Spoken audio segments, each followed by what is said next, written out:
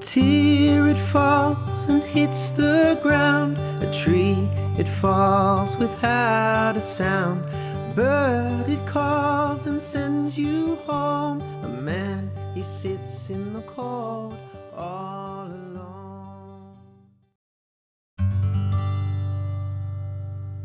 Hi, Leslie. Welcome to the Joy of Sunflowers. Thank you so much for joining us. And please tell everyone a little bit about yourself.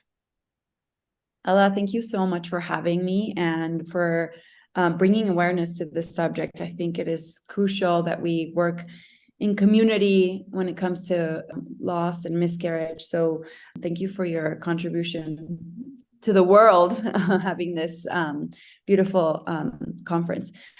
So my name is Leslie Bost, and I am from Mexico.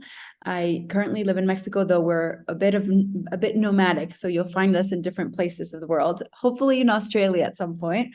And I am a conscious parenting coach, a trauma-informed conscious parenting coach. And I am also a mother of 8. I have 4 beautiful babies in another realm and 4 beautiful babies here on earth. So I've lost 4 babies, and I think you found me because I wrote an article for Your Zen Mama and about miscarriage, and then we kind of connected through there. But I help parents and all who are not parents to connect with themselves so that they can better connect with others in relationships. Beautiful. And it's so necessary. Like, that kind of service is so necessary. I know in this lost space, sometimes we can forget that, there's other hard things that people go through as well, like people who are parenting. That can be a hard thing to go through, and also just dealing with your own kind of traumas and things like that, which do come up in life as you go through life. So can we talk a bit about your services and sort of how you help women? Yeah, thank you. So I think my journey started when I became a mother. So like I said, I have 8 children. My firstborn, he's here on earth. He was a NICU baby. So as soon as he was born, he was in the NICU for about 10 days, which was very, very, very hard. And you don't really understand what's happening when you have your baby and they're in the hospital and you can't bring them home and you don't know if they're going to be okay. And so that was my introduction to motherhood. And thankfully he's healthy and he's fine. And he's, he went back home and we dealt with some small things, but he was okay. And through mothering him, I knew that I wanted to have another child.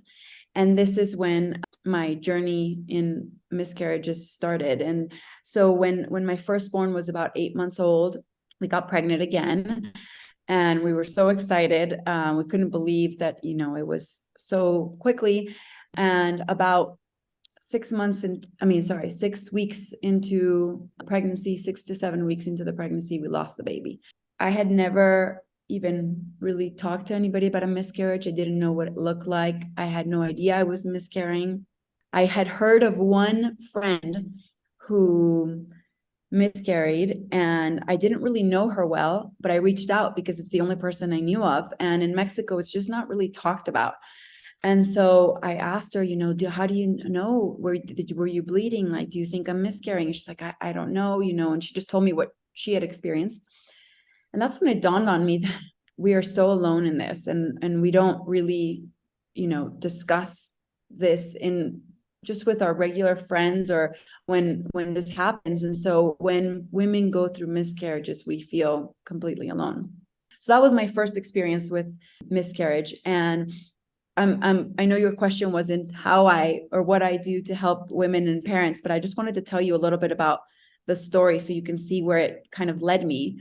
So after that first miscarriage, I kind of did not even grieve it as much. I just thought, okay, well, maybe it's supposed to happen. I should just get pregnant again. And I was kind of in shock, to say the least. And so I think I wasn't ready to really see it for what it was.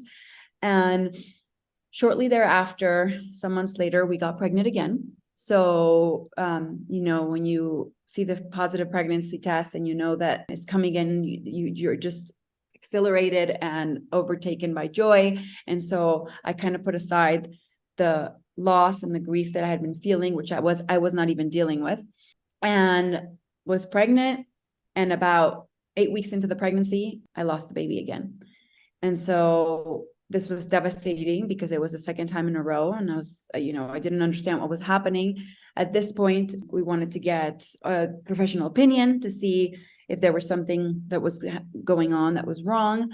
So we contacted a doctor in Mexico City, and very long story because we had lots of tests done. My husband had tests, I had tests, and turns out, everything was everything, we were healthy. There was nothing that was showing signs of us losing a baby, and we really, really wanted a second baby. I will make a parenthesis here that during this whole process, we were so focused on having a second baby that I mentioned I had my firstborn. And now in hindsight, I understand that there was a lot that I was not giving him or being there for him, because I was not only not dealing with my grief and pain, but trying to make it better, fix it, have another baby. And so I have now since repaired with him, coming into awareness of what had happened. But going back to the miscarriage stories, we were with doctors, and finally we decided, okay, well, if we'll try again naturally, and if it doesn't work, we will possibly try the in vitro route. This is not something that I was very, excited about. I didn't want to go that route. I had my first son naturally, no anesthesia, I felt like I was on a very natural route, and it just seemed like I didn't want to go that way. But now I understand, the beauty that there is that option if we need it. And so of course, all judgment fell, and I was there trying to figure out if that was going to be the next step. So we ended up getting pregnant again. This would have been my 4th pregnancy. And about 10 weeks in, I got dengue fever, which I don't know if you're familiar with, but it happens in third world countries. And it's basically a virus that comes through mosquitoes. And that did not make me lose the baby, but I was pregnant and very, very scared, obviously, that I would lose the baby because I had dengue fever. I felt absolutely horrible. So I ended up going for a regular checkup. I was very anxious at this point because it was, the 3rd or the 4th pregnancy, and trying to figure out if I was going to keep the baby or not. And when we went to go for our checkup, there was no heartbeat. And so we had lost the baby again, and it was the 3rd consecutive loss. I was devastated. I didn't understand what was happening. In this particular case, the baby did not come out naturally because I had, I think, the dengue fever. There were so many different things, but I needed to have surgery to basically, and remove sounds like a really tough word, but to take the baby out. And so it was a whole ordeal. By this point, we thought, okay, we're not going to try for a little while. We're not going to go the in vitro route. We need to kind of come back to center and see what's happening.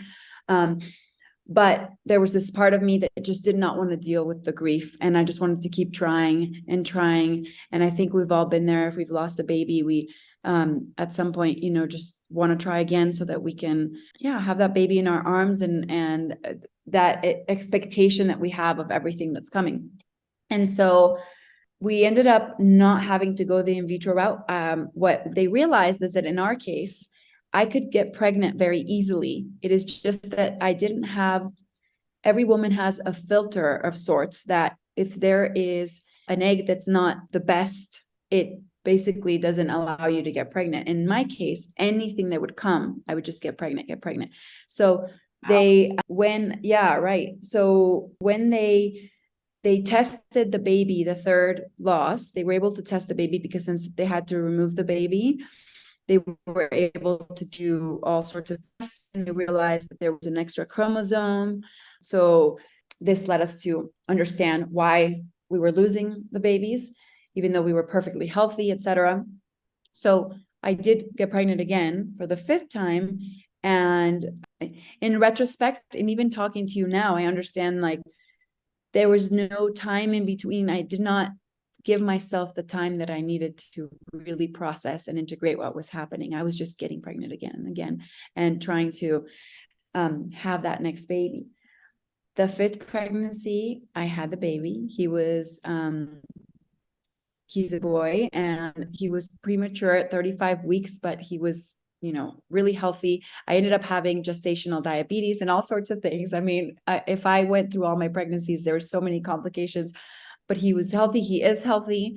And my son had a brother, and it was just the most magical birth. Even though he was premature, we were able to have him naturally. And it was so emotional because after 3 losses, I had him. And then just to finish up the summary of my children, between him and my daughter, I had another loss. It was early on, about 6 weeks. And then I had my daughter and then my youngest son. So right now, all my kids here are 11, 9, 6, and 4. And it wasn't really until I was pregnant with my 8th son that I started to realize that all of the grief that I had dealt with, or I hadn't dealt with really, was really coming up.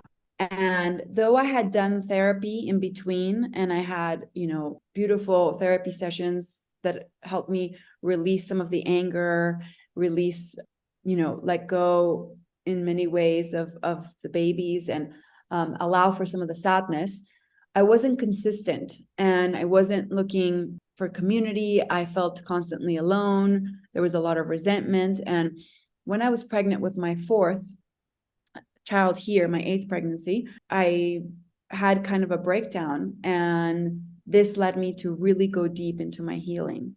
And now to answer your question a long time after, but it led me to the conscious parenting route, and to becoming trauma informed, and to learning more about psychology and spirituality, and so that I can now hold space for others. And basically what I do in conscious parenting, you would think when it's called conscious parenting that it's a way to be more aware about the way you speak and act with your children. But conscious parenting has nothing to do with that. It is just the name that Dr. Shafali Tasbari, who, if you look her up, she has amazing books on conscious parenting. She named it that because she knew that she could not get to parents or individuals without children, without using the word parenting, without having a hook to understand that if you want to have a better relationship with your child, it has nothing to do with the child. It has everything to do with you. And so it's basically reparenting, which is giving yourself all of that you needed when you were a child that you did not get from your parents, not because they didn't love you, not because they didn't care about you, or it's maybe they didn't know any better, or they had everything they were dealing with, with their parents, and all of the lack that they had and the projection that they bring upon you, that there are things that when you're young, you did not receive. And so now as adults, we have the ability to go back and see those things that our inner child needed and give those to ourselves. And when I started going deep into this, I understood how important reparenting was and should be in our grieving process, specifically with miscarriages. So that's kind of when it came full circle, and we can talk more about the things that help when we reparent ourselves. But I'm going to let you come in here, as I just went whirlwind. No, that was good. And I think to start with your journey of loss and having children makes a lot of sense, because that's how you got into this profession. That's how you came into the healing space, because that's your journey, and that's what broke you and built you and got you where you are today. Completely. Yes. One of the, and I want to, towards the end of the interview, talk about 7 or 8 things that are really key and important when we suffer loss from miscarriage. And one of them, which you just touched upon, is finding meaning. And it's so hard to find meaning when you lose a baby. And it doesn't mean that you're, that finding meaning is going to make it all better. It's just knowing what it means in your journey. It doesn't mean that you have to do anything about it, but what it means in your journey. And in my journey, it meant not only that I had integrated and healed what was happening. And of course, there's always going to be pain when I remember my miscarriages, but I don't go deep into suffering. I understand the pain and I can hold it. And so finding meaning in my journey meant that I could then share with others and hold the space for others so they don't feel alone in this process. Yeah. One of the things that you were saying about just wanting to have that baby just really resonated with me, because I had 2 losses consecutively. And after the first one, I just fell into a pit of just depression, just completely didn't talk to anyone really. I barely did the basics of, getting up, cleaning your teeth and all that sort of stuff. And I just found it really, really hard to just do anything. But then I still wanted to have a baby. I still wanted to have another baby. I already had three children before that. And so I didn't even think I had a problem. And that's why I think it hit me as hard as it did. But then, I just want another baby. And then I had the second loss. And then I felt really kind of like, well, okay, what do I do now? The whole time I was pregnant the second time, I sort of was expecting to lose the baby. I wasn't excited. I was like, I'm probably going to lose this one. And then I did actually get pregnant again, the third time, and I'm still pregnant now. I'm 21 weeks. Congratulations. Thank you. So this pregnancy has been obviously really difficult because I didn't give myself the time. You're right. The first one, I fell into a pit, but that pit lasted about 2 months because that's how long it took for things to clear out, to just kind of work their way through. And I think you need more time on that. And then, I had another loss.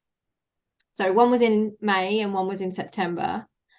And then I got pregnant again, and the pregnancy is kind of held. I'm not sure how whether I'm going to get there to the birthing part, but prayerfully, I hope. Well, you will. But I think, you get so lost in that, I just want a baby. I just want to have another baby, that you forget about yourself. Completely. You forget about what you need, and what's necessary. And what you just said, you forget about yourself, is so, so key, because this is what happens. Even when you do have children, that is typically, especially as women, what we tend to do, we forget about ourselves. And when we forget about ourselves, it's so hard to be able to give the best of ourselves to others, right? But completely what you said in terms of, the same thing happened to me. I did fall into a deep depression. And then it was just this, like, no, I want to have another baby. And let me try again, and let's try again and again. And even though I was losing consecutively, it was like I was in fight or flight. Let me do it again and again. And if you think about it, I mean, I had 5 pregnancies pretty much back to back in like 2 years. And that is a lot for a body. That is a lot for every realm: the physical, emotional, mental, spiritual. And when we're in this fight or flight, just trying to get to I want to have the baby in my arms, this forgetting of ourselves makes it harder to get to the part where we have the baby in our arms, because we're still dealing with the pain and loss. And that pain and loss, if we don't sit with it, if we don't hold it, it will come up at another time in a, it could be, this is what happened to me in my with my 4th child, my 8th pregnancy. It came up like as an explosion, because there was anger, resentment, fear, sadness, all of these emotions that had been kind of, stuck. And everything is energy. And if we don't allow that energy to flow, then it will affect us in every other way. So it was already affecting me with my children here, it was affecting me with my husband, and most importantly, it was affecting me within. Yeah. My husband always says to me that I need to look after myself. And I think as a parent, you know, you put the kids first, you put everyone else before yourself, because that's the right thing to do, right? And my husband says, he always says, if you were in a plane accident, like in a plane crash, you have to put the mask on yourself first, because if you don't, then you know you're going to pass out, and anyone that you could have possibly helped is, you know, pretty much dead, because you were so selfish and didn't put your mask on first. And that kind of got me, and I always remember him saying it, and the timing of when he says it. He still says it every now and then as well, just to remind me, you know. But it was so true, and I was like, yes, actually that makes a lot of sense, because He's I a mean, wise man. That's a perfect analogy. Yes. yeah, you can't pour from an empty cup. If you're, you know, if you're struggling, if you're just empty of energy, how can you help anybody? You can't do your job as a mother, you can't do your job as anything, because you just don't have anything to give. 100%. I love that he said that. I use that all the time as well, because we forget, and culture tells us, you know, that we have to give everything to our children, and which, yes, it's beautiful, and of course we want to give our children our best, but how can we give our children or our pregnancies or our relationships or, you know, our friendships or our work our best if we're not even conscious of what we need? And when we're not even conscious of what we need and how we need it, and we don't understand where these needs are coming from, we're just acting, you know, as in giving out from an empty place, and eventually we will wear out. Eventually, that can make us explode into depression, panic attacks, you know, you name it. And so this is where the reparenting aspect comes in conscious parenting. And I think that there are two main things that happen when we lose. In miscarriages, it's such a tricky type of grief, because it's not like the grief of losing someone and you physically, you know, have the loss very kind of in your face. I mean, you have a funeral typically, or a memorial, or, you know, maybe the person left things behind, and there are things that make you understand that that person's not in the physical realm anymore. But when we miscarry, nobody knows really what that loss is, because the only person that has felt it within is us as a mother. We're already a mother the moment we're pregnant.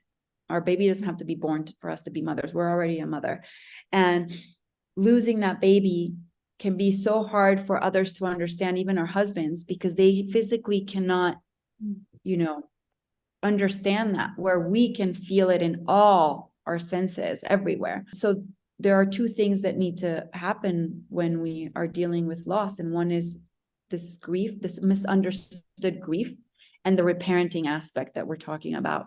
So in the grief, really allowing ourselves to be with the pain, to cry it out, to seek community of others that have grieved miscarriages, so that we don't feel so alone in the process. Again, even our husbands, they deal with their grief, but they can't fully understand what the woman is going through. So one is the grief, and the other is the reparenting. And the reparenting is going to the needs that we have, understanding, you know, not just what all our children, our husbands, our parents, you know, everybody needs around us, but what were we lacking when we were children? There are things that we didn't get, not because our parents didn't want to, we just didn't get them. So we can't know those unless we know ourselves. And something that I speak to my clients about a lot is when we grieve, when we feel like somebody has left us, grief touches upon certain wounds. We have 5 wounds. The human has 5 wounds that typically it is said that they are the cause, if you will, of all of our issues. And these wounds are the wound of rejection, feel like we're rejected, abandonment, humiliation, betray, and injustice. And if we think of a miscarriage and what comes up, we feel abandoned, we feel rejected, we feel betrayed in a way. Yeah, by We feel, by our body. We feel like it's unjust, and we feel sometimes humiliated. And one of these wounds might be bigger depending on your life story than others. For example, I have a big abandonment wound. You know, when I was little, my mom's father died and she couldn't be there for me like I needed. I was a baby. I have worked on that now. I know that now. I'm in awareness of it. So when I lost babies, now I understand that abandonment wound kicked in 100-fold. Not only was it the grief in the present moment, but it was this feeling of like, the babies abandoned me again and again and again and again. And they don't want me. I'm not good enough. My body's not good enough. So we fall into these beliefs from our childhood that come up and pop up in the present moment. So if we can hold our grief, but also reparent those wounds, then it is easier for us to integrate everything that is coming up. That's a lot, I know. No, it's great. I like just having you say those 5 things. It does kind of kick into gear the thinking of, okay, yeah, I can see all those things in what I've been feeling. And you can kind of, I mean, it's almost something that can help you feel more repaired just in that moment. Like you feel more healed just from hearing the 5 things, because you start, the cogs start turning and you start connecting things together. Yeah, I think childhood can be extremely traumatic. We go through things and sometimes we don't even have a memory of them. We just, there's a sort of mind connection where our subconscious knows. You know, we might not know, but there is a knowing. But yeah, and I think with the body thing, yes, the baby's in our body and we have that connection because our brain knows where that baby is. We have the placement. That can't go away, and our husbands don't have that. They don't have that because they didn't have the placement. They didn't have it in their body. And obviously you didn't have the baby physically. Some women have in stillborn and things like that, but not all pregnancy loss will end in a actual baby to hold at the end. And so that, I think, makes it more tricky for the man to kind of link to that. But yeah, as the woman, you have that placement regardless of whether you give birth to a baby, an egg, or because I gave birth to a sack. Mm-hmm. I did too. One of my miscarriages was that. Yeah. And going through that many births and miscarriages, you know, it's not just the pregnancies, it's deliveries. And it's just this, it just affects you so much more than you could ever imagine. It takes going through it, definitely. I know my husband, when I was sort of in the depths of despair, said to me, you know, honey, we have 3 kids and they need you. And that obviously broke my heart because I was suffering and I didn't know how to kind of get out of it. And I knew I wanted to put my kids first. I knew I wanted to be there for them, but it was so hard to move past that emotion. And I said to him, you know, I know, because I knew, you know, we know that we're doing poorly. We know we're not making it through as best, you know, as much as we want to, as best we, as well as we want to. So I totally just feel everything that you were saying. No, and so you had 3 kids before you lost, and I had 1, and you know, there's obviously it doesn't make it easier knowing whether you have kids or not, but in our case that we did, knowing that there are 3 little souls or 1 little soul, or whatever, however many children you have that need you in many ways, because they do need their mom. And that's undeniable. However, it also is important for us to understand that, well, there's 2 things to this. One, I would get a lot of comments from other people like, well, you at least you have 1 healthy baby, you should be so grateful for that. And that is just minimizing our loss. Because whether we have, healthy babies or not, we as mothers feel the loss so strongly. The moment that we feel that we're pregnant, love expands through us. And we, this soul that's coming into our body, I believe, now I understand, and this is my belief, that they come to our body because they know that we can give them the love that that soul needs, and they get as much love as they need. And then if they need to leave, they leave. That is part of their journey.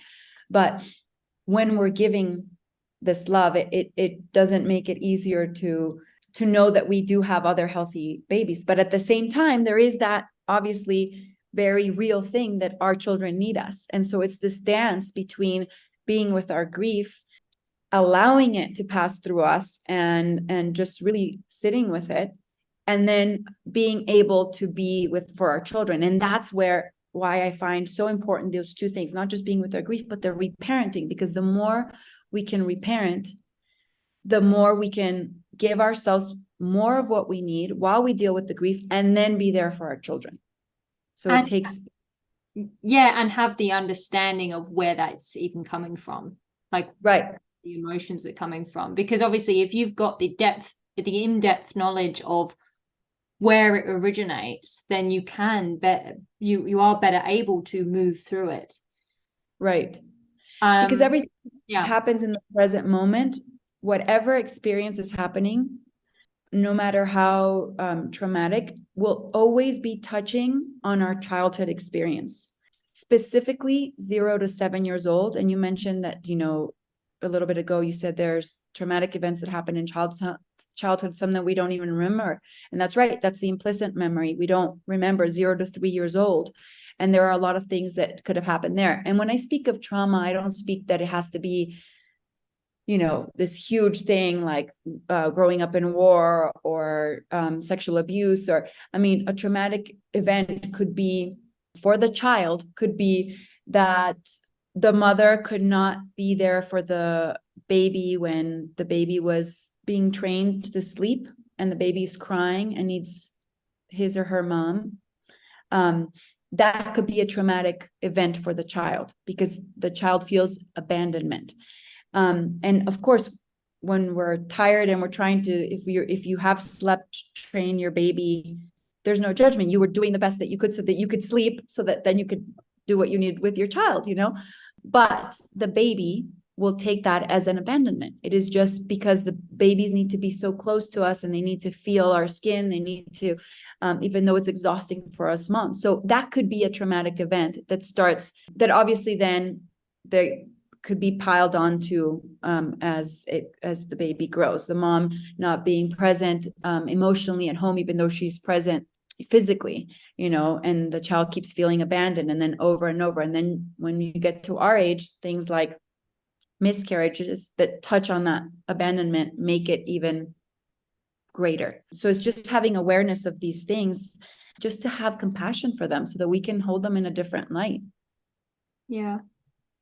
The emotions and sort of the roller coaster ride that you go on through loss can be so up and down and overwhelming.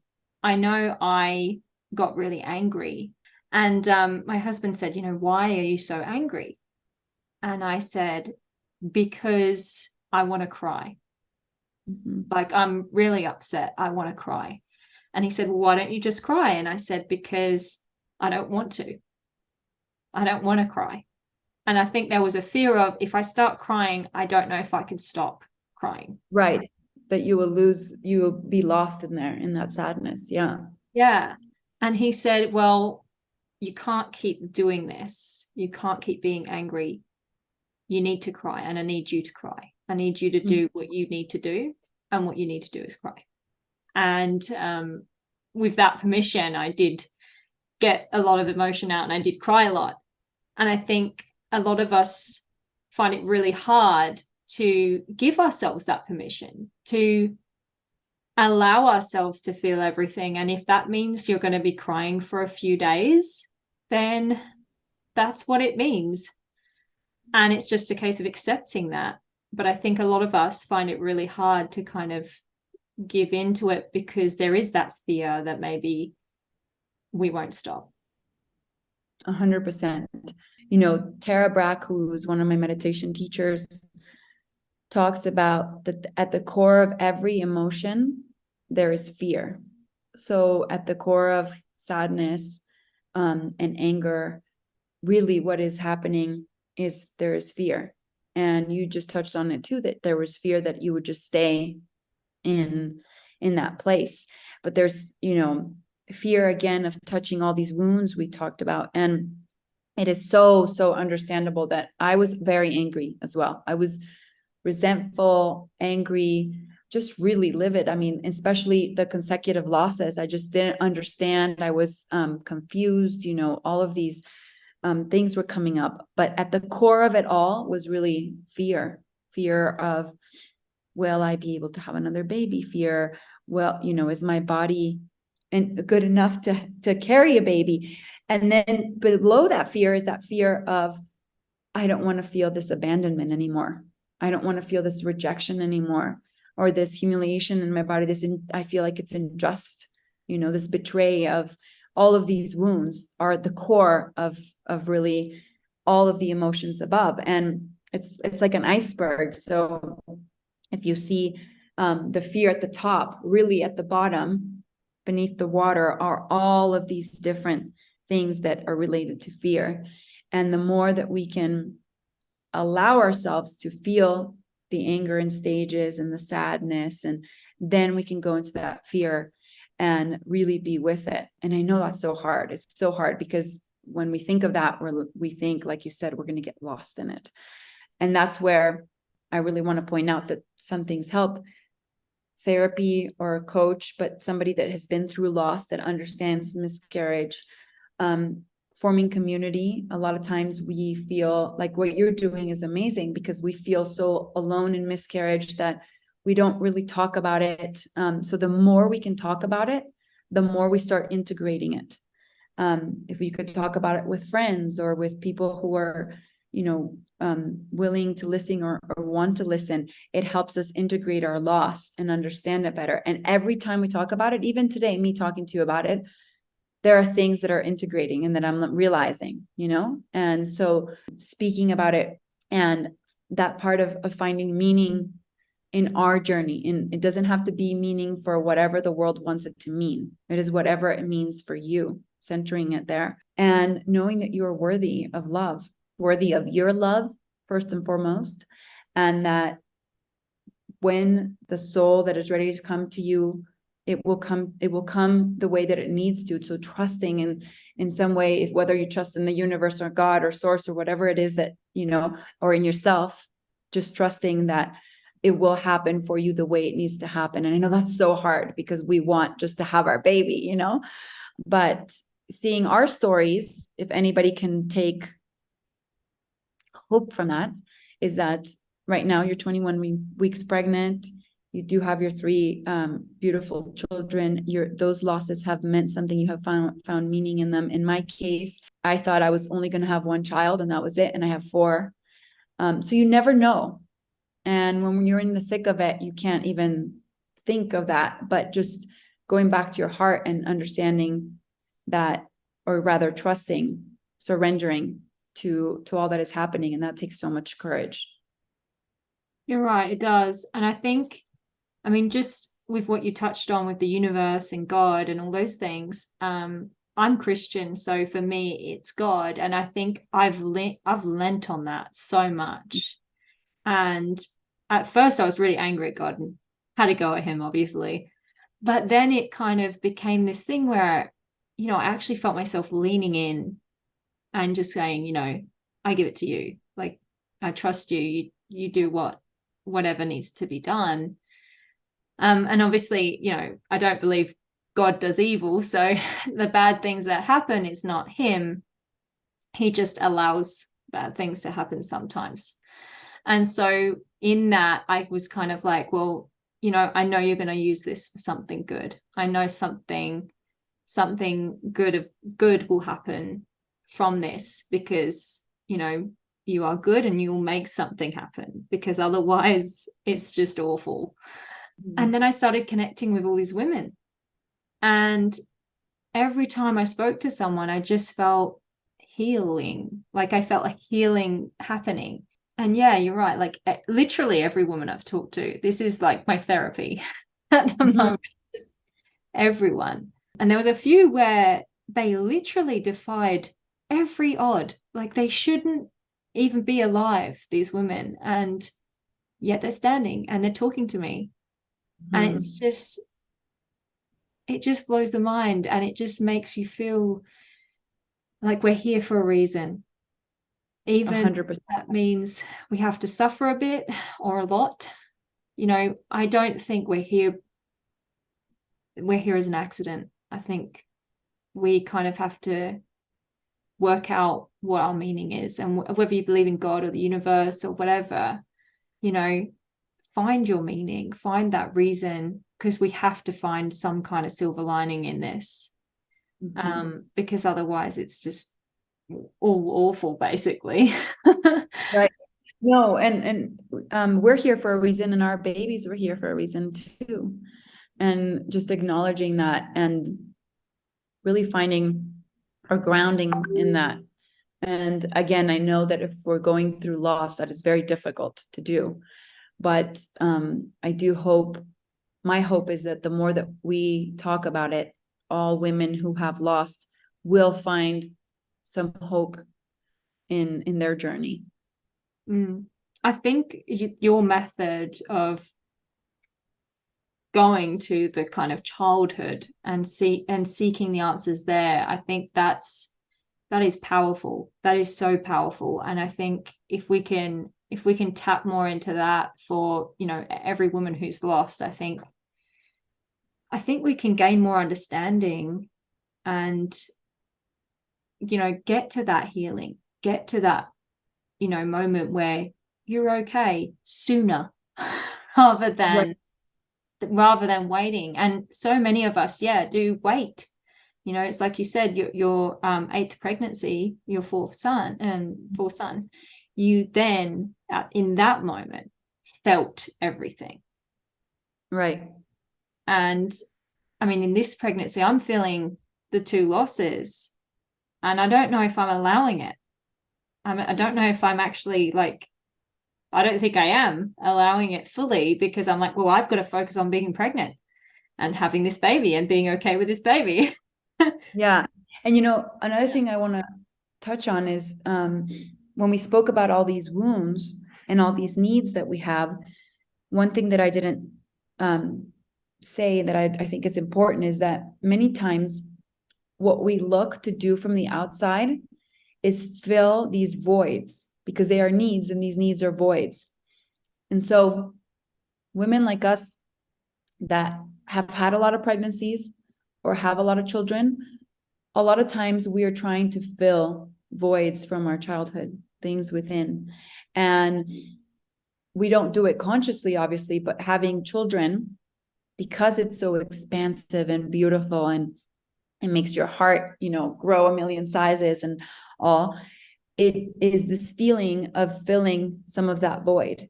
But no matter how many pregnancies you have or how many children, if we don't go straight to the void to see what it is and how we can fill it ourselves without taking from our children, because it is not our job to take from our children or our pregnancies. It is our job to give to them, but we can't give to them if we don't know what it is, right? And so it's just creating that awareness and going deep within. And it is going to that place where we're all scared to go to, because it is seeing deep pain.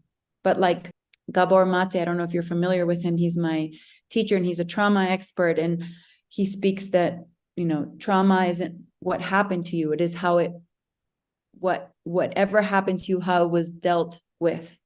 And so if we can now go back to our trauma, and if our parents couldn't deal with it, couldn't talk to us about it, couldn't, you know, after the fact, if we can go back to it and talk to it and be with it, we can really help start to fill those voids from within, so that we don't take from everything else, you know?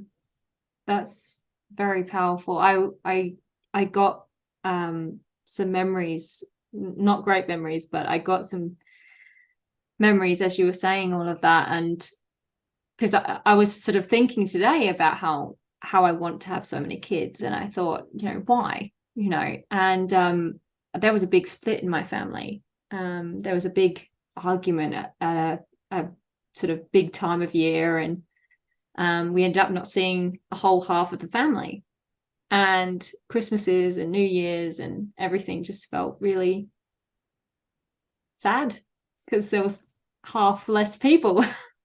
Yeah. And maybe that's why, because I'm just like, well, if I have a big family, then I'll always have that family. And I think that might be it, because as you were saying it, I was just thinking, yeah, that makes sense, because I have this like, oh, well, we'll have a big family, I just want a full table.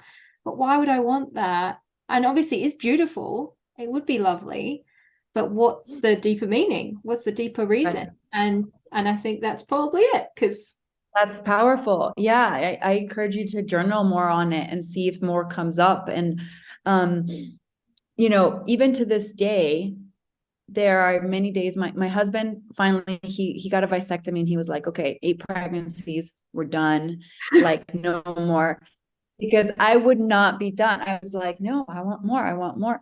And even to this day, many times I ask him, half jokingly but half serious, can you get it reversed? You know, I want another baby. And my kids are always asking, can you have another baby, please? And they all want another baby. We just got a baby, by the way. And then, but the point here is that when I have those feelings of wanting to have another baby, I really have to check within and see what my inner child needs, because now I see the baby within me is the one that needs to be held and held and held. And of course, I do love being a mother, and I know lots of us love that. And if we can, you know, mother with awareness and connection, by all means, like, have more children if you're giving that to your children, you know. But before we get pregnant again, before we, just checking in with ourselves if there is a void that we're trying to fill in some way, because most of the time that's what happens to us that have a lot of children. And then going back to that little girl within and seeing how we can hold that, because that should be our first baby, you know. And even when I say it, I move around because I think as well, I mean, most of the time, I mean, I don't think that I'm going to sort of change in that thought pattern. My husband's very set in it with me, lots and lots of kids. We just want a big family. He was an only child as well, though. So I think that might be his thing, because he was an only child and he was kind of lonely a lot. And he's seen the kids play around together and he goes, oh, I wish I'd had that. And he does say that. He says that. Yeah. I wish I'd had that. And it's really sad. Yeah, I think it can be a struggle to kind of work through your childhood, and then kind of, is it affecting you now? And yes, it is, because it can't not. Exactly. But yeah, and then 100%. It points out everything you're doing as a parent. You're like, oh my gosh, what am I doing? What am I affecting in my child? Yes.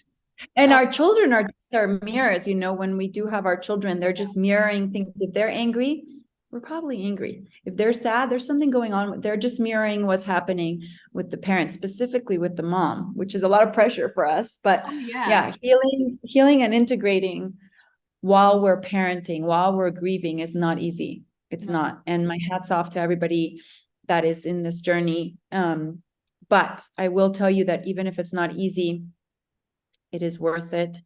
It is the way, and it is the way that we can activate love within. And if we can activate that love within and hold ourselves with so much compassion, we're just going to be a light for our children, and our children will be a light for the, and so my teacher, Dr. Shefali, always says 1 is a million, meaning if within one, we can really get to know ourselves and be there for ourselves, then what we give to our children is going to be so much more whole, that what they give to their children and their children and their children, and 1 is a million, Yeah, my husband was saying how, we've made improvements from our upbringing, from our parents. He's like, we've done better. And he goes, and hopefully our kids will do better than we have done. And then their kids will do, And I said, yeah, I think that's often how it works when you're consciously trying to make an effort. Your kids can see you're making that effort. And we talk to our kids regularly and we say, we're really trying, and, we're sorry that, sometimes we get a bit angry, and, because you do shout at your kids sometimes, especially if they're doing things that are like, stop doing that, so you shout. And I hate shouting. I'm not a big fan of it at all. And I say sorry to them because, I don't want to shout at them. I don't want to do that. And I said, I'm really sorry. I got so frustrated and I shouted at you. And they go, oh, okay, thank you, mummy. Like, thank you for saying sorry, sort of thing. And sometimes it's really nice. And other times they're like, I don't like it when you shout. Can you not do it? And I'm like, but that's that they can express themselves and say, I don't like that, because then that gives them the permission to then, when in their relationships, when they're older, being able to verbalize, I don't like that. Yeah. So doing that. My husband and I, we've always tried to keep up that communication with the kids, because we feel like it's really important to kind of make sure that they know they have a voice and they can come to us with anything. Yeah, childhood can often bring out the best and the worst in us, and we can learn from our own parents' mistakes, but then when we are going through it, it's a bit harder not to repeat those things. Of course. And that's the thing about reparenting, is that one of the key things is when we get to know ourselves, we get to know and are more aware of our patterns and our generational patterns. And then when we see them, it's not easy to break them right away. Just because you see them doesn't mean you're going to break them, but it does allow you to, oh, there it is again. Okay, so how can I make small changes so that I can break that pattern and not pass it on to my child? Yeah. It's a whole thing, but it's possible. And it's definitely not just worth it for us, but for our children, so that we can be cycle breakers. Definitely. I definitely don't want to keep any cycles going. Definitely want to be cycle breaker. You said about 8 things earlier. I just wanted to make sure that we cover those 8 things that you wanted to bring up. So we kind of have touched on all of them, but I'm going to just have them here for anybody. It is allowing time to heal. So really, that's number 1, just connecting with you, holding the pain compassionately, just allowing for time. Sometimes we're so ready to have the next pregnancy or do the next thing that we don't allow for the time. There's not a specific amount of time. It's different for everybody.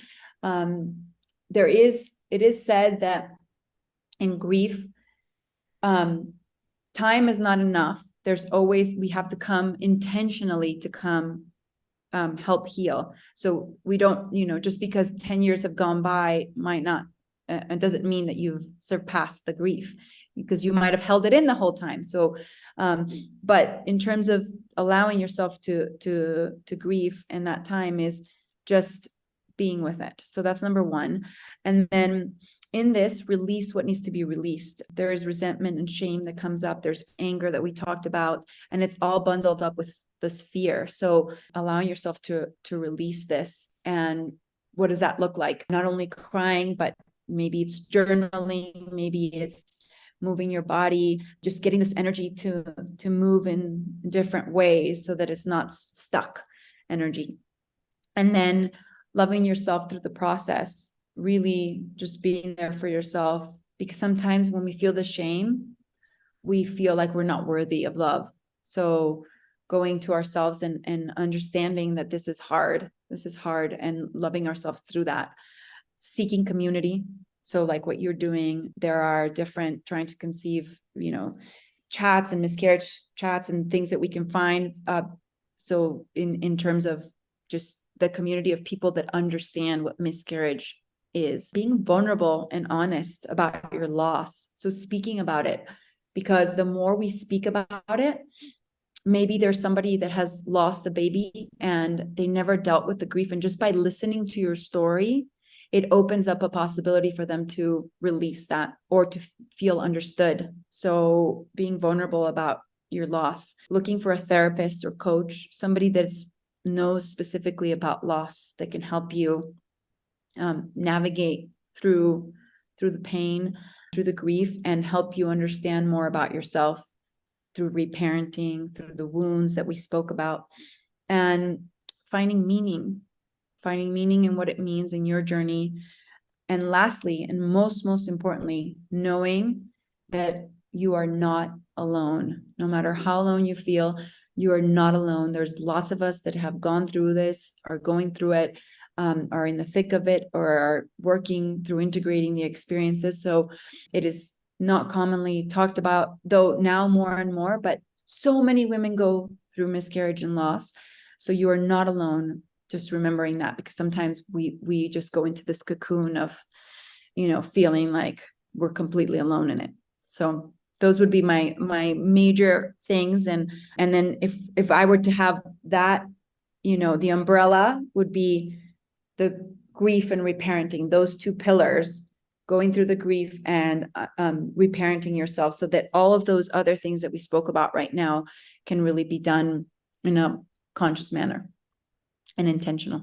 I often get frustrated with the, time heals all wounds, because yes, time does. But what you said is so true.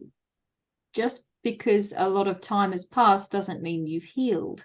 If you're not consciously going through it, you're not actually making the steps forward to heal. So you have to put in effort. Nothing's free. We have to work for everything. And healing is one of them. We have to work for it. And you know what? Every woman here, you're worth it. You're worth working on and putting that time and effort in. And everyone around you who loves you, they think you're worth it too. 100%. Yeah. And when I say allowing time for healing, it's exactly that. It doesn't mean that it's an amount of time. It means that you allow yourself, moments where you can intentionally work through what you're doing, what you're going through. Yeah. I mean, I think falling into that pit, although that's going through the emotions, it's not consciously trying to heal and move through. It's just kind of being bombarded and kind of being covered by the grief rather than moving. So I think we have to kind of work out and define what moving through and what being conscious in that grief and in that movement is, so that we can do the things we need to do. 100%. Yeah. So I hope that anybody listening, maybe one of the things spoke to you. And if you have any, questions, or you want to go a little deeper into your reparenting journey, I'm here for you. And thank you so much, Ella, for this conversation. It's always, like I said, it's always amazing that anytime I speak of my story, there's always things that are integrating. And yeah, so I'm really grateful. Thank you. Thank you so much for joining me and joining everyone and speaking to us all. I'll be linking all your services down below. So anyone who wants to contact Leslie, please do. I'm sure she'd love to hear from you and help you with your healing. And any of those mentors that you talked about, I'd love to link those as well, so people can look further into those and look into reparenting and see more about it, because it seems like it really is one of those true ways forward where we can actually get to the bottom of the truth rather 100%. than, yeah. I'll send you that information, and then you can link it to anybody. And there's different books to be read on it. And yeah, it's just, I know it has helped me through my journey and my clients. So I really believe in it. Yeah, I honestly, I'm kind of like, I need to look into this too. But yeah, maybe I'll have a look at your services, and you might get a message from me. Not right now, maybe in like June. Yes. After I've done this event, because this event is like a lot of interviews. It's a lot. Yeah. Emotions, definitely. Like I said, every session's like counseling for me. I'm talking to these women, we're going through these emotions, and this one I've probably been the quietest, and I've certainly taken in a lot of what you've said. And yeah, thank you so much. You just, yeah, I think a lot of women are about to be healed from your words and helped a lot. So thank you so much. Thank you for the opportunity and for the platform. So very grateful. Thank you. Well, it's been lovely to talk to you, and I'll let you go. And hopefully we'll talk again. If you're able to join any of the lives, I would love to talk with you again, and maybe we'll get some questions in from people. I'm sure people want to know more about reparenting and all sorts of stuff. So thank you. That would be wonderful. Thank you. See you soon. Bye. Bye, Ella.